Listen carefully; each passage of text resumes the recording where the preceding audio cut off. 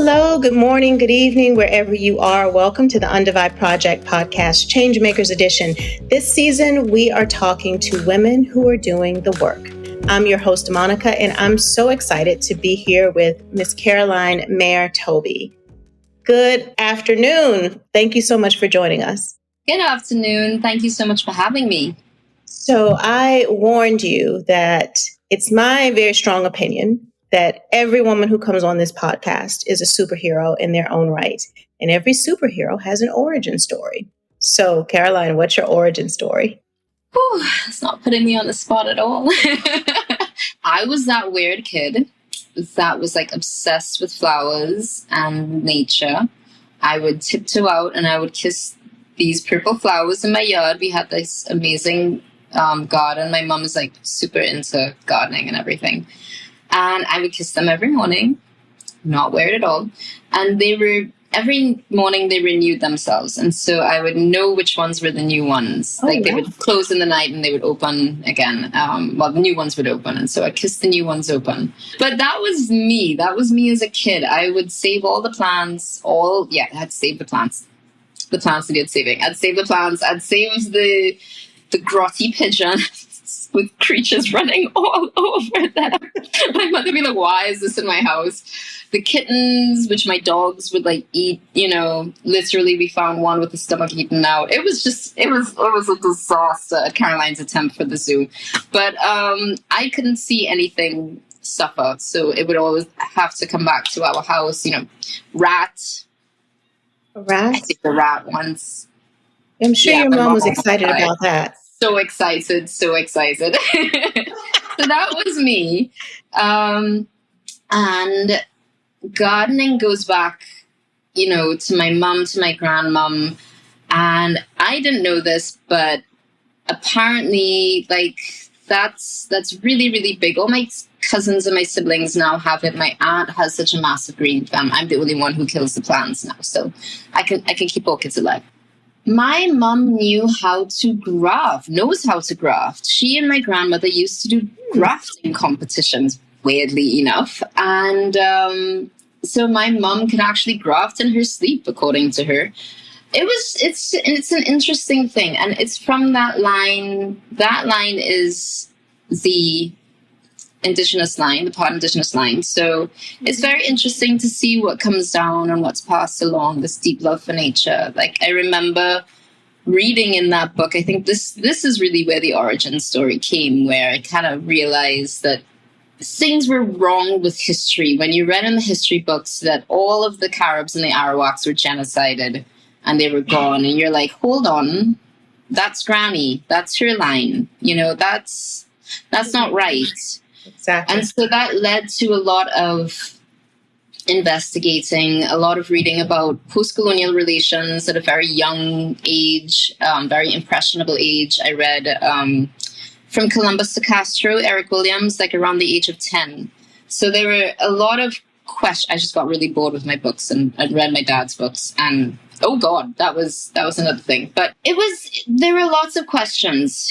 There were lots of questions about why the world wasn't a certain way. And I think that's kind of why I got on the path that I did. Went into post-colonial Caribbean literature, went into environmental law, because for me, it was that relationship between the small islands and the big, former colony owner. Yeah, that set me on my path for sure. That is wonderful. And it's interesting what forms us, because when you said you read Eric K. Williams, I similarly got into my parents' and older siblings' books and was reading Soul on Ice and James Baldwin when I was around 10. Wow. We just fell where that they fell. Heavy. That is heavy reading. And it engendered the same kinds of questions, is to say, well, how am I being taught that this is true, but the oral history of my family and of my people tells me something different? And what do you mean we're not here anymore when what I see with my eyes and what I'm told and the places I go and visit say otherwise? And what's the reason for this erasure? And this is something that, would you bring up about the erasure of cultures, particularly the targeting and erasure of indigenous peoples. We're in a strange moment now, and I kind of want to pivot this because we started talking about this, where the stories of indigenous cultures are being raised and told. And many times it's a good thing by indigenous folks. And there's all this philanthropy and money, but at the same time, it feels like indigenous communities are being targeted, that we're seeing more of this, everything from in the United States, this weird attempt to bully nations out west to allow lithium mining, to people being targeted in armed conflict, to the literal disinterest of indigenous people in small island states. And so I'm interested in what you think about that. Just, is this something in the air, or is this a larger body politic moving? I think it's both, and I think it's connected. It all comes down to political will and ambition. I say this about the climate negotiations, and I say this about Indigenous rights as well. Right now, it's open season on Indigenous peoples and Indigenous lands, on Indigenous cultures. Right now, we're going back to first contact, in my opinion. You want to see what happened during Scramble for Americas? This is what's going on. You want to see what happened, maybe not as soon as Columbus landed, but pretty soon after. This is what's happening. I mean, it's pretty depressing, and it's only going to get worse. I mean, Article 6 carbon markets are not their own, it's not tied up. Very few environmental safeguards. And right now, I think until that gets established and protected properly, it's going to be wrangled out by private companies, but privateering companies, in my opinion. Like, I get strange calls all the time about using Indigenous peoples to make money. That's just how I can describe it. And, we'd like to get you on board. We'd like to help them. We want to help them make money. And I have to explain, they don't believe in carbon markets. They don't believe in biodiversity markets. They don't see that as respecting the sanctity of, and I'm trying to choose my words carefully because Indigenous peoples are people. There is no commonality. There's no blanket. I think some people might want that. Some people might not. Some communities might want it. Some communities might not. Some communities might be very, very interested. Some communities say, we don't care about that at all. And I think when you get to communities who are organizing, for example, North America, Indigenous peoples and communities and nations are organizing beautifully and have been since the 70s on diplomatic fronts. And yes, there have been hiccups. Yes, there have been hardships along the way, but they have been organizing for several decades now. In the rest of the world, less so. What's coming down the line with carbon markets and biodiversity markets is actually kind of scary. And I have been working with a woman who's collaborating is a better word, with a woman who is trying to, I don't even want to say too much here, bring Indigenous leaders into conversations about biodiversity marketing, where they're trying to wrangle out those details.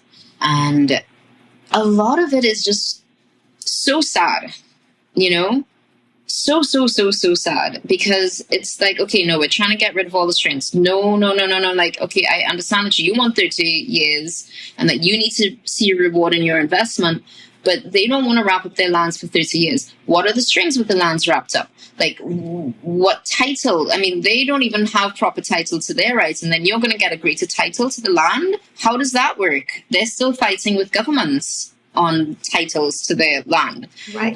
So if somebody else now comes and buys the land, what does that mean? And then will you have mineral exploitation rights?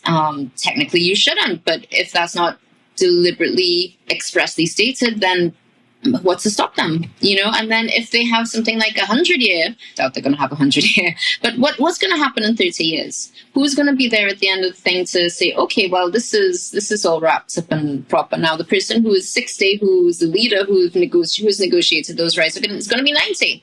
So all of these things are, and also, no, you cannot offset nature. They don't want nature to be offset. You cannot offset a jaguar, to quote the woman that I work with. Right. You can't offset a jaguar. No, you cannot. We're not going to let you, And so, like, it's very, I say these things a little bit jokingly. I'm also trying to avoid too many details. But it's worrying because you can have the start of something and it starts really well. But this is a 30-year contract you're trying to do. What's going to happen down the line? You know, what are all of the strings here? Can we predict those strings? What's going to happen 12 years down the line in the middle of the contract? Are people going to be evicted? Just now, the OGEC people in Kenya were evicted from their land. We had a team, the Institute for Small Islands had a small team, voluntary. There's amazing, amazing people. Go out there and video what's going on because that's all we can do, really. I mean, we can just kind of keep an eye and say, look, this is happening. How do we stop this? I'm worried. I'm really, really worried. It sounds, well, we all should be worried. And there's a lot in that and a lot of existential questions about why do the solutions have to be designed by the global north, is the language that I'm going to use, as opposed to the people who are on the front lines or the people who are the holders of the most knowledge about the ecosystems of which we speak. And then there's the issues of the limits of the law. And so, you know, when we're talking about these frameworks, these contracts, even up to international law and what is or isn't happening in these UN ad hoc meetings and in COP meetings and World Economic Forum, what are some ways that legal frameworks can better address the needs of some of these communities? Girl, I don't even know because a lot of these things are now being negotiated in private meetings. So that's the problem. So we'll have to try to get Indigenous representation in to speak because it's not being spoken. We're only getting in because the person, I have to be careful here, involved is not a non-profit. It's a for-profit. Mm-hmm. So they think that they are there and that it's okay. But, you know, like, even having Indigenous representation in there is important because is tricky because if they're a leader, you don't want them to say that this leader has signed off on it and said okay, you know, because that's not the case. We don't want that. So again, I'm still very new. Don't take anything that I'm saying in this particular area as you know, gold or but I'm still trying to wrap my mind around it. I had a long conversation today with an Indigenous leader who has been in it for a while, and he's trying to educate me a bit more. It's a whole heap of, I don't know. Yeah. What are the limits of the law? How can law, okay. First off, Article 6 needs to be dealt with. Carbon markets need to be dealt with. I think if they don't do it, it's going to be a runaway animal. And I think that needs a lot of Indigenous presence. What worries me is that, and I keep on sounding like a stuck record on this. If you go on my LinkedIn or my Instagram or anything like that, you're just going to see Indigenous people don't have a seat at the table. Indigenous people don't have a seat at the table. Indigenous people don't have a seat at the table. I keep on saying this because it's true. Indigenous people do not have a seat at the table. You go to these conventions and they have the LC portal, the local communities and Indigenous peoples portal.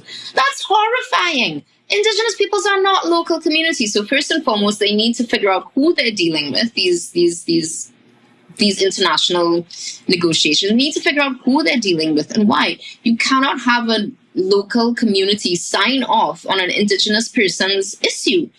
It's just not right. It just doesn't work, you know? They should not be lumped together in this portal. It is disrespectful. It is insulting to them. They have a very specific and unique history that has been hideously convoluted by, for lack of a better word, by colonialism, you know? So is this the reparations that we intend for them? To be lumped in together with local communities, to deny that specific aspect of their history that you are supposedly supposed to be giving reparations to, you know? So all of these are very problematic. So first and foremost, those conferences don't work if they can't sit at the table. Right. Full stop. Full stop. And then funding needs to be something that is directly addressed. Direct access funding needs to be directly addressed, because if you're getting funding through your government, how is that working? Most Indigenous peoples are in opposition to their governments. They're treated like terrorists by their government. Sometimes they're killed by their government, or companies that have a go-ahead from their government. And I say that dramatically, and it sounds dramatic, but it's not. There was a woman, and again, this is on my social media. You can find the video. It's probably in LinkedIn. It's probably in Instagram. If you go there, you will see a video. It's me talking to this woman from Brazil. I'm not going to say her name here, just in case. And she is standing up, and she's in full ceremonial dress. She has the red handprint on her mouth. She is, she has the headdress. And so she's attracting a lot of attention, and a lot of people are coming up and taking pictures with her. And they're not actually understanding what she's saying, because she's speaking in Portuguese, heavily accented Portuguese. And so me with my schoolgirl Spanish, of course I have to bring myself into the mix because I'm such a busybody. Hey, what you doing? What you talking about? Tell me everything, you know? And so I take a video of the video that she's showing everybody, not a picture of her. We eventually do the picture of her, which is completely at odds with the content of the video, because we're like, you know, which is hilarious. But we're looking at this video, and she's like, you know, struggling with my schoolgirl Spanish. Oh, okay, I see. Yes, and okay, and they burnt everything. Okay, and they burnt the crops, and I'm thinking that I'm looking at coconuts. They weren't coconuts. What they were were they? Skulls. Oh they my were God. Skulls. It was the remnants of her family. I was just like, oh my God. And sorry. so This is what you're dealing with here. This is really, really, really, really real. You know, this is obviously some sort of company, either mining. I didn't get into all of the details because my Portuguese is not strong. But we're in contact now, and we're going to have a translator, and we're going to figure out what's going on here. And we found each other on social media. So this is obviously like a ranching, a mining, a logging, a gold something company that is coming, terrorizing the people when they give them trouble, knocking them off, and then burning the evidence. This is what happens. This is like a real thing, you know? Yeah, that is, in many places, while the law is not clear about carbon markets or how they should be administered or regulated, crimes like trespass, in some places, criticizing your government is illegal. In some places, there are crimes that have to do with interfering with commerce, and it varies from jurisdiction to jurisdiction. So the law is clear in a variety of ways to punish people for trying to protect native lands and spaces and cultures, but not necessarily as clear on the protection in some jurisdictions. And so that's something we have to wrestle with. You know, at the beginning of it, you said if Indigenous people aren't at the table, these meetings don't work. We connected when you went to Dubai, which I respect and was amazed at, because my attitude about those COP meetings has been, you know, I started in Nairobi when I was a young girl, and now I am no longer a young girl, and we are still having those COP meetings. Like I looked up one day, I was like, I've been coming to these things since number 17, and we're heading into 30. I was like, I don't see how to get things done here. But despite all the challenges in Dubai, you know, who was hosting it, what was playing out in the background, a lot of people went and were able to get work done. And I'm just curious, you know, what do you think about the usefulness of these meetings at this point? How freely can I speak here? Who's gonna watch this? All I know is that when that gavel came down, there were small islanders, not negotiators in tears. You know, this is before the end result, which was kind of a mishmash and confusing and seemed to address things.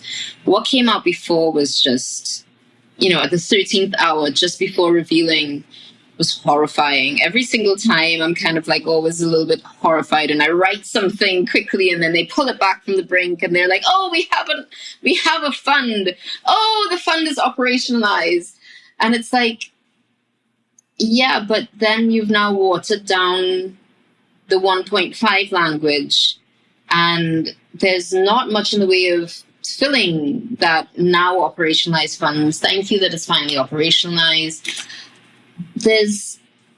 For me, it's a lot of smoke and mirrors. I think that's what I'm trying to get at. It's a lot of smoke and mirrors. Every single one is super. There's so many hopes that get built up. And then you're left with something that doesn't really advance anything from the year before. I mean, sometimes that happens. Sometimes it does. But a lot of those paragraphs are still on biz and tur and this and that and the other are still being negotiated. It's always going to be a struggle between financial and, okay, well, we could do technological transfer and capacity building. And it's just more and more elaborate ways for certain parties, and I'm not going to talk about which cartels, to take over,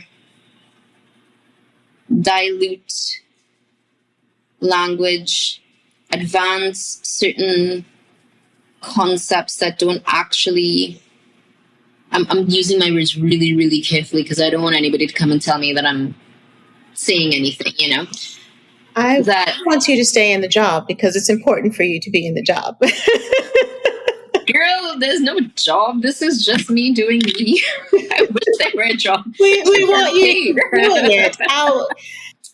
What my prior experiences is that there are certain constituencies that want to remake evidence and pretend that there is some pathway forward that doesn't involve them being uncomfortable. Every time I hear those negotiations and the ones that I've sat in, I hear screams from certain places where seats of power are held. It's like, well, how can we do the right thing without being uncomfortable?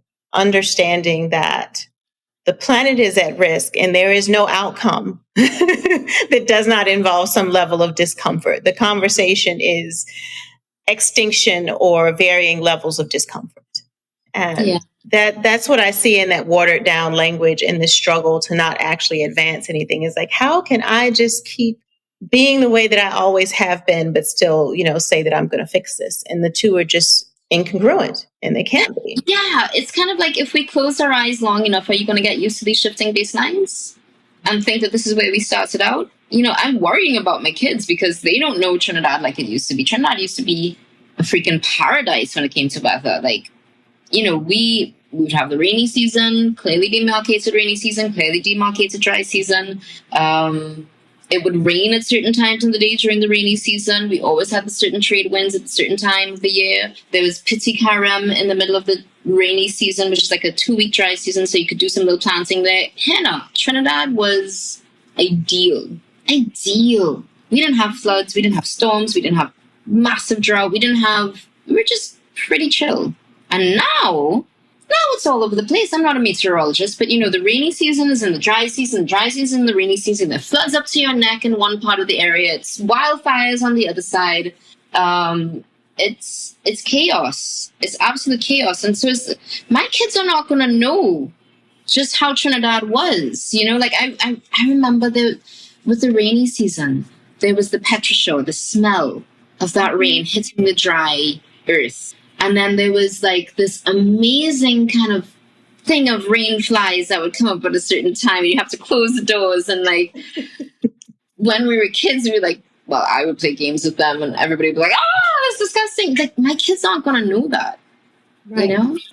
We don't know what they will experience at this point. Exactly. Yeah.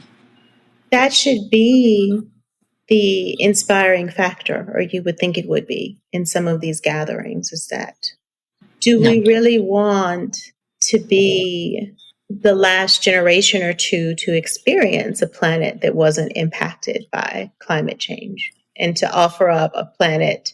I don't want to use the term decline, because nature will find a way to come into balance. It's just Whether we'll be there or not. whether we will be a part of that or not. Right? It's like nature in some way, shape, or form always wins. Yeah. It's just, do we want to be a part of that or not? Is what it is. You talk about things that you post on social media and your LinkedIn following, but how do you is there an approach to the methods and the ways that you go about raising awareness and continuing to raise awareness about what happens in small island nations? No. There is no method to this madness. It is only just madness and me shrieking out in horror at the madness, to be honest. I don't know how I have a following. There is no earthly, I think people are just kind of like, oh my God, this chick is actually telling the truth. Back at a time when it was started during the pandemic, when I think people were just kind of coming to grips with this knowledge and how it all connected, and I had already done all the work to connect the dots and climate, environment, this, that, the other, indigenous rights, and now we all know. But we forget that during the pandemic, minds were being blown. This was the first time we sat down as a world, saw poor George Floyd deal with what he had to deal with. Yes. Thank you for your sacrifice, George Floyd. This was the first time we were all quiet. This is the first time we were all sitting down. This is the first time we weren't busy off our feet. This is the first time we were encountering our families and loving each other and enjoying like a quieter life. And then all of a sudden, boom, George Floyd. What is happening with the world? What is happening with how we've been seeing the world? What have been the gaps? And all of a sudden people started pouring over Google Earth, over history, over everything, and realizing these stories. And I think that we all kind of just got on and started yelling into the void. I think that was the method that everybody just took on and said, listen, I am seeing this. And then we all collectively joined up the dots. And then there were people who had been doing this for a while, and we came on and started guiding people. And I think that's where you and I came in. Just starting, I'm glad that you're seeing this. This has been an issue. You're not mad. Just keep on going along this path. I think particularly sitting here in the United States, we have postcard images of certain parts of the world etched in our minds that sometimes prevents us from actually seeing or understanding or even being curious about the day-to-day realities of those places or the histories of those places, and what the challenges are and our role in those challenges.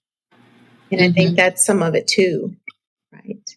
You say Trinidad and Tobago, you say Western Antilles, and first of all, if people know where it is, they imagine it still frozen in time as a paradise and don't understand that these places have changed and are frontline communities. Every single one of them, every nation and every group of people within every one of those small island nations is a frontline community.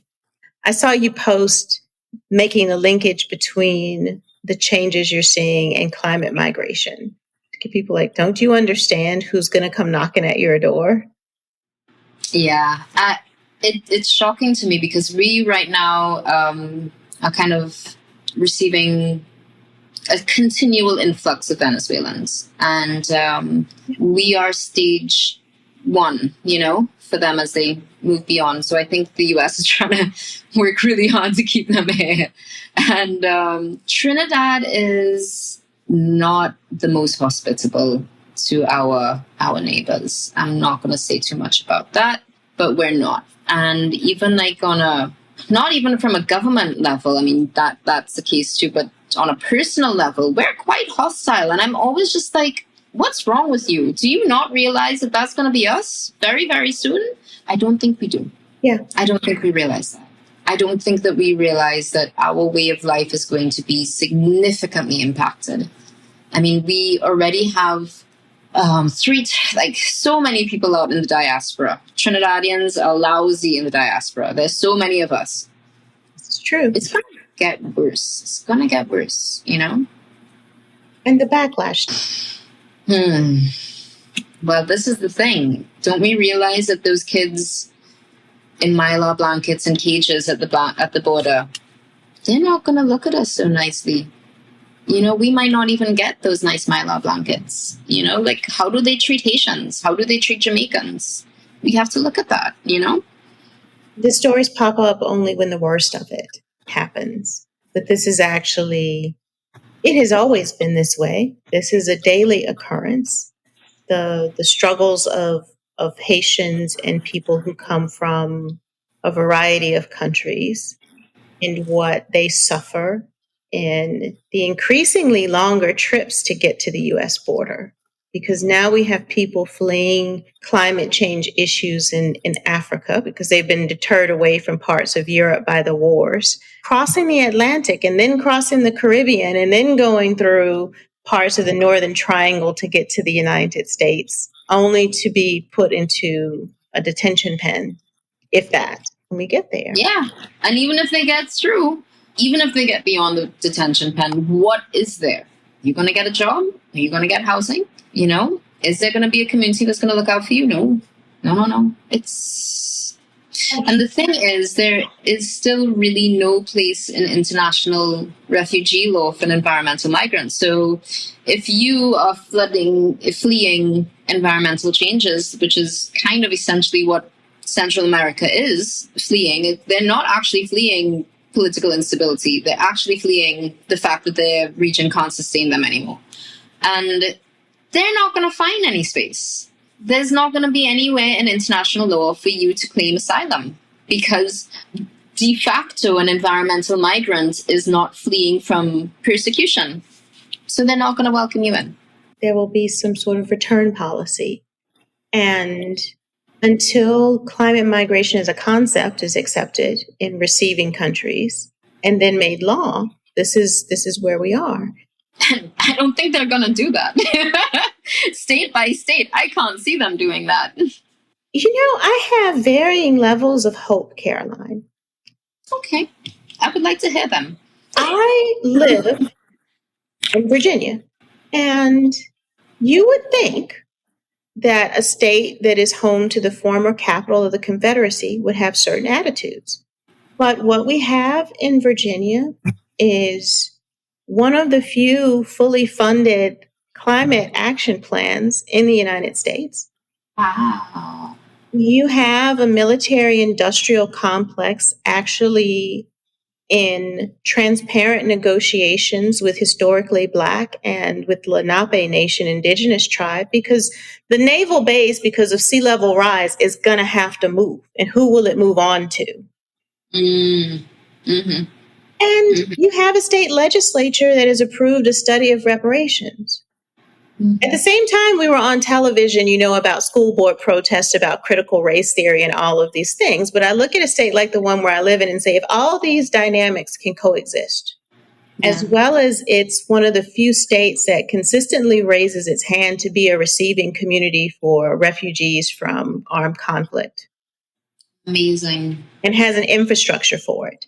And so I'm like, that's amazing. That's unusual. Wow. I was like, so if Virginia can both elect a conservative governor and have these dynamics about, you know, some more controversial topics, gun rights and things like that, and, you know, how we teach history. But at the same time, what we actually do are these things. And then you see other states on the cusp of making these decisions, right? Like you have some wild stuff like what's going on in Alabama and Mississippi. Unfortunately, they're consistent in how they make international headlines. But you're seeing more U.S. states just really start to change how they're behaving at a state level. And I think sometimes our national politics makes the situation look more hopeless than what's going on in the On state level. At the state level and the various sovereigns and what different governors and what different legislatures are thinking. So when I get a little down, without a doubt, when I read the local papers, I'd be like, oh, okay, we're going ahead with that. I was like, we can have solar farms that we can invest in to bring like clean energy into the grid. Like we're actually moving the needle on this. I don't know what we're going to do about our neighbors, because that gets back to the crux of the issue, is this lack of understanding about how we're connected, that we're not 1,000 different ecosystems and 1,000 different species. Like we live on one planet, we are one species. And just because one state is doing the right thing, if their neighbor is still hell bent on tearing everything up, the movement forward is marginal. And the same thing is, you can't say we're going to fund the loss and damage fund, and we're super into carbon markets, which at some point, hopefully we'll have a scientist on to just problematize what that is, because there's the legal issues with it. And then there's a lot of questions about the actual science that goes behind some of these activities. But you can't say we're doing the loss and damage fund and then approve offshore gas exploration leasing on a massive scale, 2,000 miles away by sea, which isn't that far when we're talking about the level of contamination and destruction that this done. It's that lack of, congruency. But we find ways to keep going and to hope and to wish for things. What do you wish for Trinidad? What do you wish for the small island nations that you work, that you champion? That's what I'm going to say, the language I'm going to use, that you champion. May I change the question somewhat? Sure. Okay, what is my hope for Indigenous peoples of the region? Because I feel like islands and conceiving of them as islands kind of is almost reductionist now. And not as an insult to what you're saying, but no, but tell me how. I've been upbraided on a chat for having it be about islands, and I had Indigenous peoples there, and they're like, hello, where are we? Excuse you, we don't see things in terms of islands, we see things in terms of land, and you are part of a whole swath of region. So what is this about islands? So I was duly corrected, and I will extend that metaphor here, because I'm kind of having a longer view now, in the sense of I see nations as being fairly puny in history compared to the very long millennia scope that Indigenous nations have and have had. And what do I wish for them? I wish that they can continue to exist in their worldview and keep it as such, in their pluriverse, and keep it as such. And I hope and I wish that they can keep their values, their languages, their cultures intact as they walk what is now going to be effectively a huge tightrope in this huge grab for the lands. The reason I'm not including small islands in this is that I see small islands as governments, and I see the people in it as connected beyond their boundaries. And what I want for Caribbean people in general, forget about islands now, Caribbean people in general, is to realize how strong they are, how connected they are, how powerful they are, and what they want, they can stand up and scream for it. It's going to be a fight.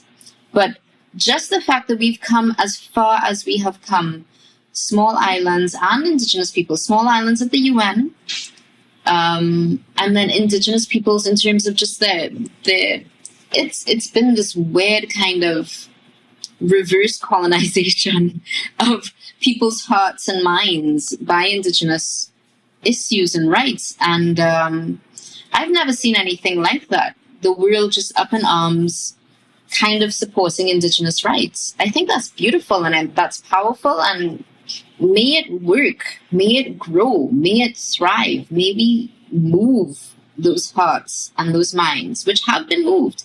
And those are fickle things, those hearts and minds to be moved. May we move them, may we keep moving them, and may Indigenous lives be celebrated and valued around the globe. That's what I want. I think that is the only salvation the world has right now, honestly.